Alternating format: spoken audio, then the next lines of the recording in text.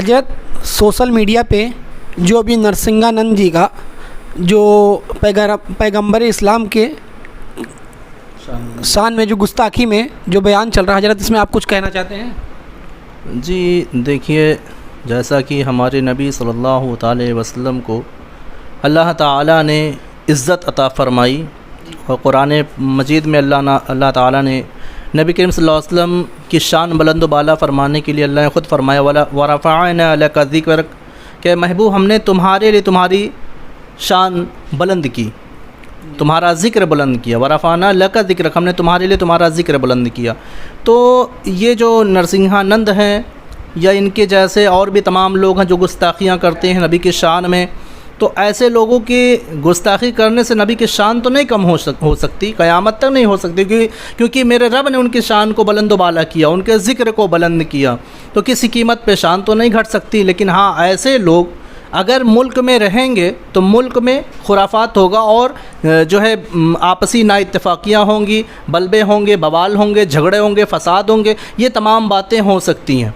और यही वो लोग हैं जो आपसी भाईचारे को ख़राब करते हैं, नाइत्तफ़ाक़ियाँ पैदा करते हैं और एक दूसरे की भावनाओं को ठेस पहुंचाते हैं। हमारी जो है हमारी जो आस्था, जिसे हिंदी में आस्था कहते हैं, आस्था को ठेस पहुंचा रहे हैं। और देखिए हमारा मज़हब, जैसे कि देखिए हम लोग तो कभी इनके किसी भी देवी देवता के बारे में कोई गलत बात नहीं बोलते। कभी किसी मौलवी ने नहीं बोला होगा, कभी किसी मौलवी ने कभी बोला है कि जो है श्री राम जी ऐसे थे वैसे थे, कभी नहीं बोला। या फिर श्री कृष्ण जी ऐसे थे वैसे थे, कभी नहीं बोला। लेकिन ये लोग आए दिन कोई ना कोई नई बातें लाते रहते हैं, कभी इस्लाम के ख़िलाफ़, कभी कुरान के ख़िलाफ़, कभी नबी करीम सल्लल्लाहु अलैहि वसल्लम के ख़िलाफ़। चाहते क्या ये लोग समझ में नहीं आता।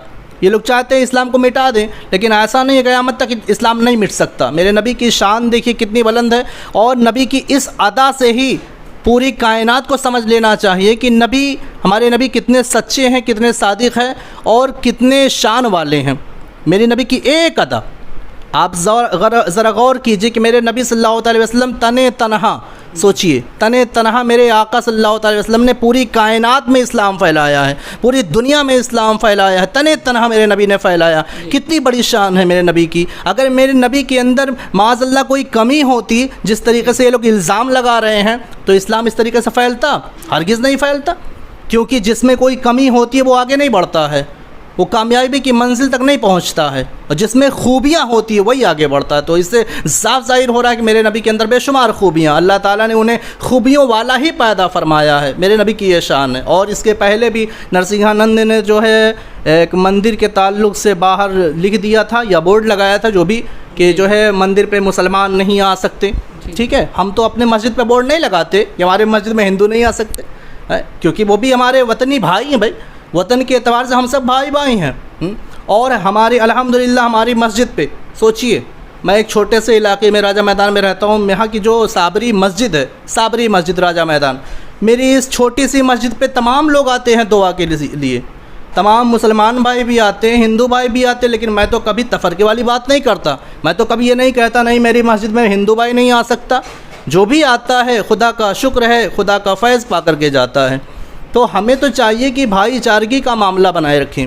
ऐसा नहीं होता कि नाइत्तफ़ाक़ियाँ पैदा करें, झगड़े बवाल हों और किसी की आस्था को ठेस पहुँचाया जाए, जिस तरीके से ये लोग पहुँचा रहे हैं।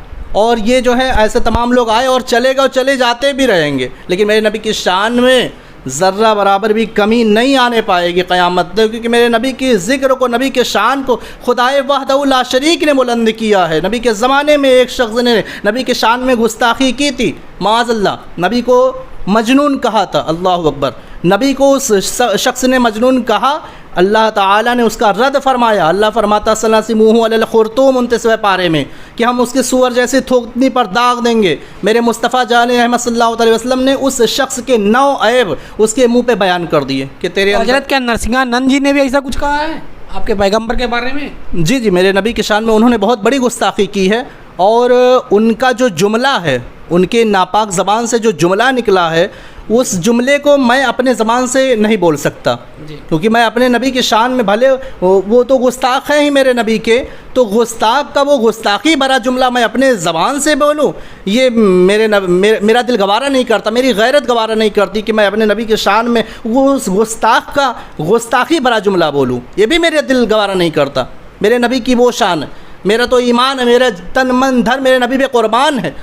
आला हज़रत फरमाते हैं कि अल्लाह की सरताबा कदम शान है ये, इंसान ही इंसान, वो इंसान है ये। कुरान तो ईमान बताता है इन्हें, और ईमान ये कहता है मेरी जान है ये। तो जाने ईमान है मुस्तफ़ा हम मुसलमानों के लिए, और इन्हें भी तो सबक लेना चाहिए हमारे नबी से, क्योंकि दुनिया के तमाम लोग सबक लेते हैं।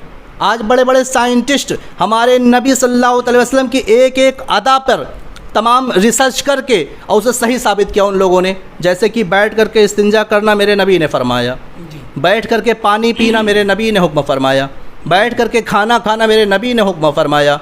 इन तमाम चीज़ों पे बड़े बड़े वैज्ञानिकों ने रिसर्च किया है और फिर उसे सही साबित करके बताया, कहा ये इस्लाम में जो है ये सही है। आज जो बड़े बड़े साइंटिस्ट अपनी तरफ से रिसर्च करके बता रहे हैं, 1400 साल पहले मेरे मुस्तफ़ा ने बता दिया। कितनी बड़ी शान है मेरे आका की। और ये लोग जो कहते हैं कि मुसलमान माज़अल्लाह आतंकवादी है, इस्लाम आतंकवाद मज़हब है, ये सरासर इल्ज़ाम लगाते हैं। जबकि अगर देखा जाए तो आतंकवाद वाली बातें तो तुम खुद कहते हो, तुम खुद ही ऐसी बातें बोलते हो कि आवाम में नाइतफ़ाक़ियाँ पैदा हो, झगड़े फसाद हो। ये झगड़े वाली ही तो बात है, ये आतंकवादी वाली ही तो बात है। जबकि इस्लाम से आतंकवाद का कोई लेना देना नहीं है। भले ही हमें आतंकवाद के, हम तो सच्चे देशभक्त हैं। और अगर तुम्हें मुसलमान से नफ़रत है, मुसलमान और मज़हब इस्लाम से नफ़रत है, तो तुम जो है मुसलमानों को निकाल दो मुल्क हिंदुस्तान से। ऐसा कर सकते हैं? कभी ज़िंदगी में नहीं कर सकते। कोई हम यहाँ पर जो है किराए पर नहीं है, ये हमारा अपना मुल्क है। इसमें हमने भी अपनी जानें दी हैं। वो शायर कौन थे, राहत इंदौरी साहब, उन्होंने क्या कहा था कि सभी का खून है शामिल यहाँ की मिट्टी में, किसी के बाप का हिंदुस्तान थोड़ी है। और हम भी खुदा का शुक्र है कि पैदाइशी देशभक्त है। हमारे वालिद मरहूम शायर थे, बस्ती के माने जाने शायर, मशहूर शायर मंसूर गोरखपुरी। वो गोरखपुरी लिखते थे क्योंकि वहाँ की पैदाइश थी उनकी। उन्होंने खुद जब कारगिल की लड़ाई हुई थी एक नज़्म लिखी थी देश पर। मेरे वालिद ने क्या लिखा, ऊंचा जिन्होंने कर दिया है नाम हमारा, कारगिल के शहीदों को है सलाम हमारा। मैं तो सारे शहीदों को कहता हूँ कि ऊंचा जिन्होंने कर दिया है नाम हमारा, भारत के शहीदों को है सलाम हमारा। और मेरे वालिद ने क्या लिखा कि कश्मीर एक इंच हम न छोड़ेंगे कश्मीर दुश्मनों, पत्थर की ये लकीर है कलाम हमारा। और मंसूर इसके इश्क में दे देंगे जान हम, भूलेगा ये वतन न कभी नाम हमारा। ये मेरे वालिद ने खुद लिखा। हम तो पैदाइशी देशभक्त है। दिन भर में 5 बार हम इसी ज़मीन पर सजदा करते हैं। हमारा मज़हब तो सिखाता है कि तुम जिस मुल्क में रहो उसी मुल्क के, वही मुल्क तुम्हारा अपना वतन है, और उस मुल्क के साथ कभी गद्दारी न करना, हमेशा वफ़ादारी करना। ये मेरा इस्लाम कहता, मेरा मज़हब कहता है। और कभी जो है कोई पढ़ा लिखा मुसलमान इस तरीक़े से फालतू बातें नहीं करता, बयानबाजी नहीं करता। हम तो कभी जो है किसी मौलवी ने जो है कभी किसी धर्म के ख़िलाफ़ बोला नहीं बोला। हम 5 बार सजदा करते हैं, ज़मीन को चूमते हैं। हमसे ज़्यादा बड़ा देशभक्त कौन हो सकता है। और देखिए आज हमारे मज़हब इस्लाम के पीछे, हमारे कुरान के पीछे, हमारे नबी सल्लल्लाहु अलैहि वसल्लम के पीछे पूरी दुनिया पड़ी हुई है। चाहे वो यहूदी हो इस्लाम के पीछे, ईसाई हैं इस्लाम के पीछे, और भी जितने गैर मज़ाहिब हैं इस्लाम के अलावा, सब के सब इस्लाम के पीछे पड़े हुए हैं। इससे साफ ज़ाहिर होता है कि मज़हब इस्लाम सबसे आगे है। खुदा का शुक्र है। तो देखिए इस तरीक़े से बयानबाजी नहीं करना चाहिए। जो ये नरसिंह नंद जी ने पहले मंदिर को लेके कहा, फिर आपके पैगंबर के गुस्ताखी में कहा जो भी, तो इसके लिए आप उनके ऊपर कुछ कानूनी कार्रवाई करवाना चाहते हैं? जी, हमारी तरफ से तो पूरी कौम मुस्लिम की यही दरख्वास्त है।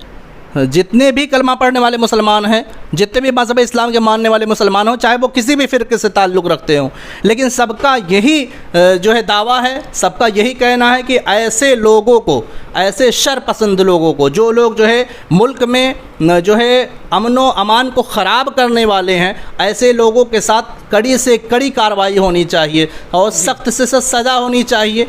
आज हम अगर किसी मज़हब के ख़िलाफ़ बोलते तो हम पे भी कार्रवाई होगी। जी। हम हो या कोई भी हो, आप हो, दुनिया का कोई भी इंसान हो, कभी किसी के ख़िलाफ़ बोलता तो आवाज़ उठाई जाती है। आज हमें तो कहा जाता है कि हम कट्टरपंथी वाली बातें करते हैं। ये क्या कर रहे हैं भैया? ये तो खुद ही कट्टरपंथी वाली बातें कर रहे हैं ना। हम क्या कट्टरपंथी वाली बातें करते हैं? हमारी अपनी बातें, हम अगर अपने हक़ के लिए बोलें तो कहते कट्टरपंथ है, देशद्रोह है, आतंकवाद है, तमाम किस्म की जो है तमाम किस्म के इल्ज़ामात लगाए जा रहे हैं। और आप लोग चाहे जो बोलो, सब जायज़ है। मैं देखिए किसी पार्टी से नहीं हूँ। आज तो लोग पार्टी के बैनर तले होकर के अपनी बातें ऊंची करते हैं, अपनी बयानबाजियां करते हैं पार्टी के बैनर तले। मैं क्यों बोल रहा हूँ? फ़कत इसलिए, सिर्फ़ इसलिए कि ये हमारा जो मुल्क है ये आज़ाद भारत है, स्वतंत्र भारत है, आज़ाद मुल्क है। और यहाँ के संविधान ने, यहाँ के कानून ने हर शख्स को आज़ादी दी है और हर शख्स को अपनी बात कहने का हक़ दिया है।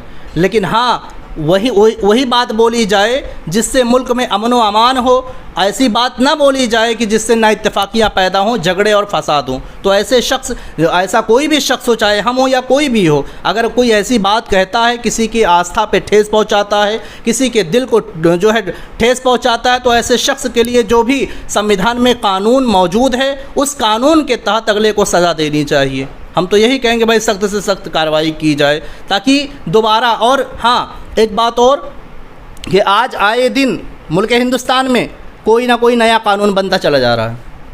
आए दिन नया कानून बनता है। तो मेरी हमारे मुल्क के हुक्मरान से ये गुजारिश है कि जिस तरीके से आए दिन आप कोई ना कोई नया कानून पास कर रहे हैं, ऐसे एक कानून ये भी बना दो भैया कि जो है यहाँ मुल्क हिंदुस्तान में कोई किसी के आस्था को ठेस ना पहुँचाए। उसके लिए भी कोई कानून बनाओ ना, क्यों नहीं बनाते हो? कभी हमारे कुरान पे आवाज़ उठाई जाती है, कभी हमारे नबी की शान में गुस्ताखी की जा रही है, आए दिन देखा जा रहा है। इस पे क्यों नहीं कानून बनता है? क्यों नहीं कानून पास हो रहा है? इस पे भी तो कानून बनाना चाहिए कि कोई किसी के दिल को ठेस ना पहुंचाए, किसी के आस्था को ठेस ना पहुंचाए, किसी के मज़हब के ख़िलाफ़, किसी के जो है धर्म के ख़िलाफ़ कोई बात ना बोले। तो आप सरकार से कानूनी कार्रवाई की मांग करना चाहते हैं? हाँ, बेशक मेरी मांग है कि उनके साथ सख्त से सख्त जो है कार्रवाई की जाए। और ऐसे लोगों के साथ ज़रूरी है कार्रवाई करना, भले वो किसी भी पार्टी से हों, ठीक है? क्योंकि जब किसी की बयानबाजी से हमारी ये बातें अगर किसी को बुरी लगती हैं तो हमारे ऊपर भी कार्रवाई होती है। अगर हम किसी के मज़हब के ख़िलाफ़ बोलेंगे तो हमारे ऊपर कार्रवाई नहीं होगी, जाहिर सी बात होगी। तो चाहे वो नरसिंहानंद हो, चाहे वसीम रज़वी हो, या फिर कोई भी हो तीसरा, अगर वो कोई ऐसी बात कहता है कि किसी एक मज़हब वाले के ख़िलाफ़ बात उठाई गई और उन लोगों को तकलीफ़ हुई, तो फिर जाहिर सी बात है भाई, कानून तो यही कहता है, हमारा इस्लाम भी कहता है, और यहाँ जो हमारा संविधान है मुल्क हिंदुस्तान का, मुल्क भारत का जो संविधान है, वो संविधान भी कहता है कि ऐसे लोगों के साथ कानूनी कार्रवाई होनी चाहिए। तो ये हमारी मांग है। बहरहाल अब मैं अपनी गुफ्तगू में ख़त्म करता हूँ। खुदा हाफिज़।